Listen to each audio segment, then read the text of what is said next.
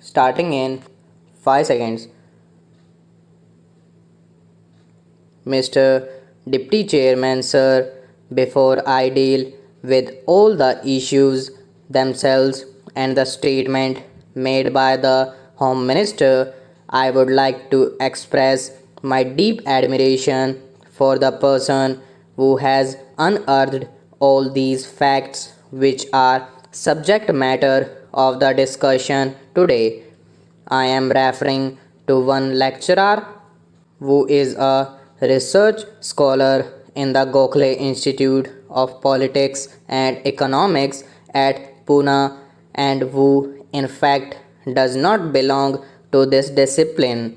He is basically a scholar who studies agrarian legislation, and it is by chance that in the course of his own efforts in the field of agrarian legislation, he discovered that there are laws relating to agrarian matters in the state of Bihar which have been enforced through ordinances not once, not twice, not thrice, but scores of times, and not for a period of 6 months or 8 months or 1 year or 2 years, but to the extent of 13 years without the law being referred to the legislature at all. And it is then that he pursued this matter and came up with this treatise, which is called the Repromulgation of Ordinances, a fraud on the Constitution of India. I have not seen any book dealing with a drab dull subject of this kind during the last many years which has received such rave reviews from every important paper and journal in the country. Everyone has said that this particular work that he has done is a single services done towards the defense of the constitution.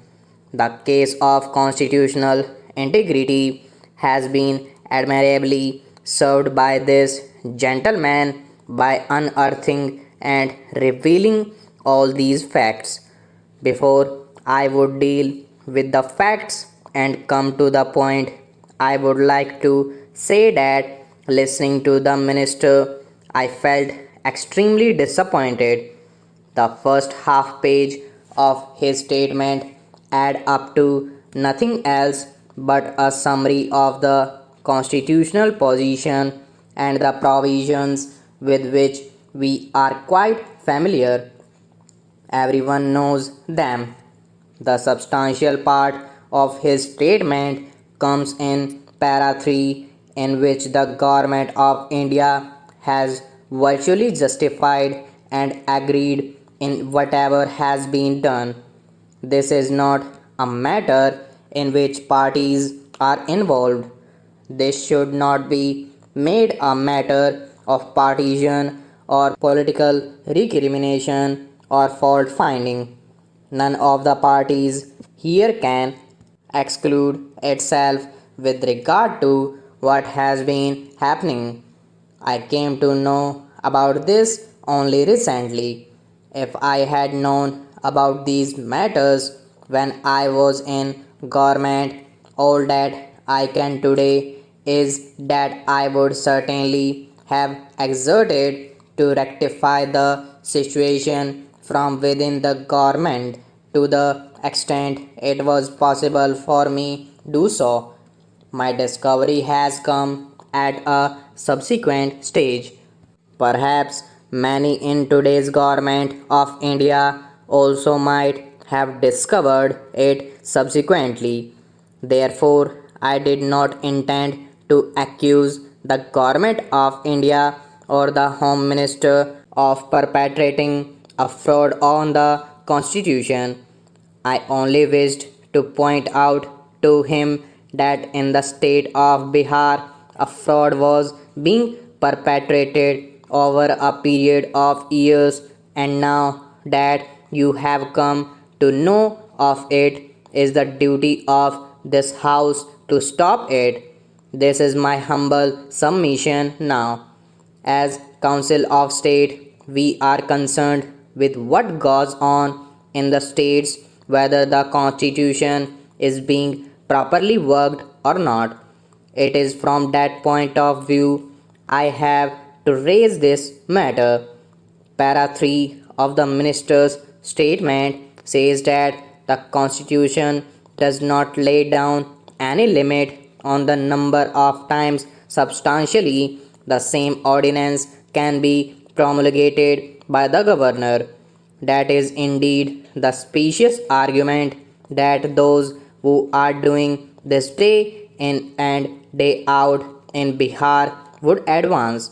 For ordinance, the criterion laid down is that the governor should be satisfied that circumstances exist which make it necessary for him to take immediate action and promulgate an ordinance, whether the circumstances prevail as it make necessary for him to take such action is a matter for the governor to decide, so says the minister.